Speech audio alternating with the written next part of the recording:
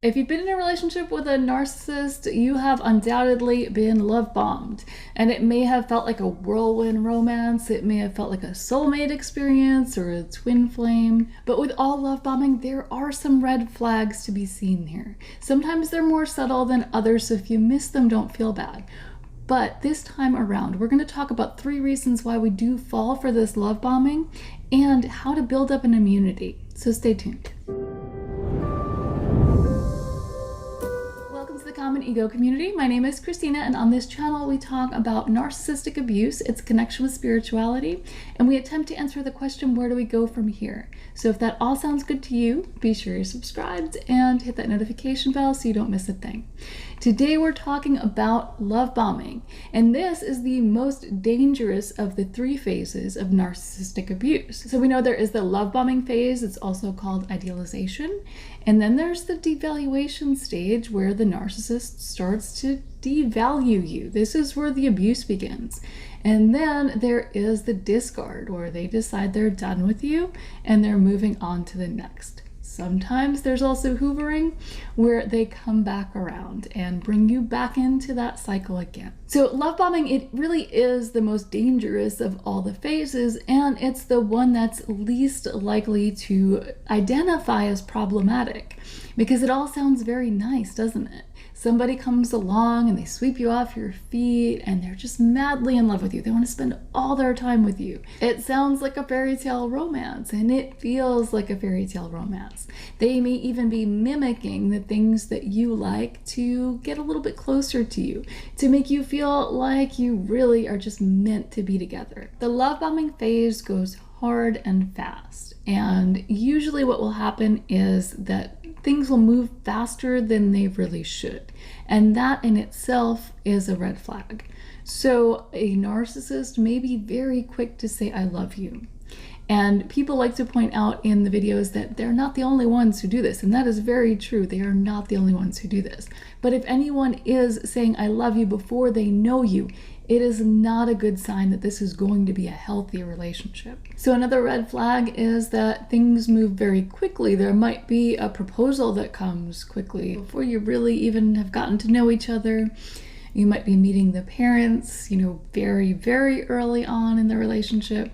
And sometimes that happens naturally, and sometimes it seems a little bit forced. So it's always going to be up to us to determine what feels right and what feels a little bit too rushed, a little bit too over the top. Sometimes there are over the top compliments or gifts. Maybe they're showering you with gifts.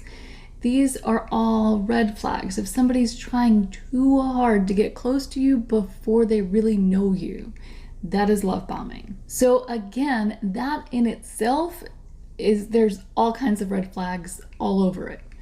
But there may also be other red flags too that you choose to ignore because everything else feels so perfect and it feels like this fairy tale romance.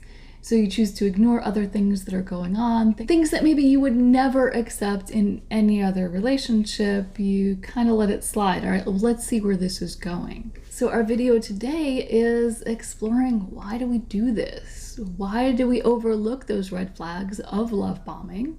And why do we overlook the other stuff that might be present while someone is love bombing us? So I've done kind of a deep dive, and I have come up with 3 reasons why we might accept love bombing into our lives. And they also hold answers to how we can build up immunity to love bombing in the future. So the first reason, and this is a very, very broad reason why we might accept love bombing, is inner insecurity. So if you have insecurities that you're not taking care of within yourself, that you don't have that self-love, you have things about yourself that you don't like, or there are areas of your life where you feel unworthy, if somebody comes along and gives you that worthiness, they're handing it to you on a silver platter. And because you're deficient in that is a deficiency that you have, you're eating it up. It feels so good because that's how you should feel. That's how you should feel all the time, but you don't have it within, so you are accepting it from the external source. So I've talked before about how you can look at in the devaluation phase, you can start looking back at all the things that triggered you. And the narcissist essentially leaves you with a roadmap of the things that you need to work on. The things that trigger you are wounds within you that you might need to address, or you might want to address. But as I started really digging into love bombing and why we fall for this and how we can protect ourselves, I think the same is true. I think that this is when that roadmap begins. And if we can look at the things, let's just say, look at the last relationship you had and the love bombing that was there. What made you feel most special? What made you feel really good? What were the reasons why you overlooked the other stuff? Was it because the person was attractive? Was it because they had a lot of money and you felt like you wouldn't have to worry about anything when you're with them? Was it that they always seemed to have everything under control and they gave you a sense of security? Or were they really charismatic? The things that you may have clung to while you were in that love bombing phase might hold some clues as to how you can protect yourself in the future, because those things may very well be the things you need to work on within yourself. So let's just say you're insecure because you feel like you're boring. Nobody wants to hear about your life. You know, there's all these other people, they have these amazing lives, and you don't really have anything to talk about. Nobody wants to hear what you have to say. Then somebody comes along and they're super charismatic and everybody wants to hear everything they have to say. You know, everybody loves this person.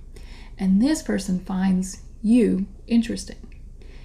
That is one reason why somebody might overlook the love bombing. It's very flattering for somebody who has that insecurity, for somebody who feels uninteresting, to have somebody who they think is incredibly interesting to take interest in them. It offers external validation for the thing that they are not internally validating. Ultimately, I think of it this way.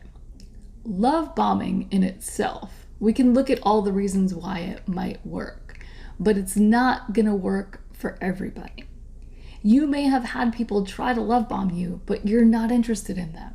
There's something that they don't have something to offer you that you're looking for in a relationship. But if we could take a look back at the relationships that haven't worked, relationships with narcissists or other toxic people, and look at what attracted us to that person in the first place, and knowing that in these relationships there is that love bombing phase, if we can pick that apart for ourselves and look at those things, we might be able to figure out where we have our own self-love deficiencies. Now, there is a silver lining. There's a flip side to this.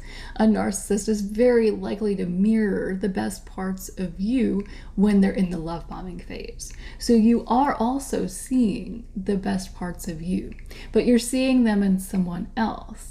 And you could look at it from that perspective too, that you really enjoyed seeing that in someone else, and that is something that you possess. That is a part of you also. Instead of looking at it as a deficiency, glass half empty, you can look at it as a glass half full, from the optimistic point of view, that here's something that I can look at, here's something that they showed me that I can start to love about myself. And honestly, I think there's value in doing both, and it took me a really long time to learn this, but how we react to the outside world, to the world around us, to the people around us, says a lot about what's going on in here.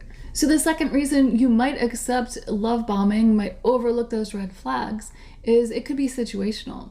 You could be in a very vulnerable state. And, again, the same things in the first reason are probably true, but they're not true of you always. They're just true in this situation. So maybe you just went through a really intense divorce, or maybe you're going through financial struggles and, you lost your house or you lost your job, or maybe it's a pregnancy. There's something that leaves you especially vulnerable. And in some cases, it's a combination of inner insecurity and vulnerability, situational vulnerability. But in these cases where it's situational, it's usually easy to tell, or it's a little bit easier to tell, that the person is offering you something that you need. So if, you're having financial trouble and somebody's offering you money, it's pretty obvious. Or if you're feeling a certain way because you just had a bad relationship or went through a bad breakup, you might start to see how that person is offering you something that you didn't have before. With this, I think we always have to be careful, because whenever somebody's offering something to us that we desperately need, we're likely to overlook things in order to get that thing, whatever it is. And this alone makes us more vulnerable. And somebody who's vulnerable is always going to be a great target for a narcissist. I think here the best thing we can do is look at the value of what we're getting and what we're bringing to the table. So if somebody is offering you something way beyond what you are willing to give or what you have to give, and you don't know this person at all, unless there's some sort of charitable organization involved, I think it's a sign that we should maybe take a deeper look. My grandfather always had this saying, if it's free, I can't afford it. And essentially what it means is nothing in this life is actually free. But it goes a little bit deeper. So if somebody is offering you something for nothing, you might want to take a look at the reason why. And it's not always a bad thing when somebody's offering you something for nothing, but it's not really nothing. You're always going to be giving something. You can take these YouTube videos as an example. You're watching this video and you're not paying money, but you're investing your time, and hopefully you find that worthwhile. And you may also be watching ads. Some people decide to pay a little bit of money so they don't have to watch any ads. It's all about aligning the value of what you're giving and what you're getting. And if something seems too good to be true, if something is way over the top, too good to be true, it probably is. And I don't want to be cynical and I don't want to be pessimistic, but if you're in a situation where it seems that way, it's definitely a sign to start paying attention. Start paying attention to what else is going on and what you might be overlooking. And the third reason that you might fall for love bombing is that it's kind of all you know. If you were raised by narcissistic parents, if you've only had toxic examples of relationships, if you grew up thinking that a fairy tale romance was supposed to be love at first sight, as so many of us do. As kids, we learn fairy tales where the princess gets swept off her feet and everything is fast and it's love at first sight. So we grow up thinking that that exists. And if we don't have real examples to go on, it could cause problems down the line. So the answer and the immunity to this one is to just understand that you have to get to know someone before you know if they're right for you. And that seems kind of obvious, but any of us who have gotten swept up in love bombing have at one point or another put that logic aside. Remind yourself, especially when you're getting into a new relationship, that it takes time to get to know someone. It takes time to get to know if you really love someone. And it should take time before you make any major moves in a relationship, because you need that time to actually get to know each other. So if you found this video helpful, please let me know by hitting the like button. And if you'd like to see more like it, subscribe, and I will see you next time.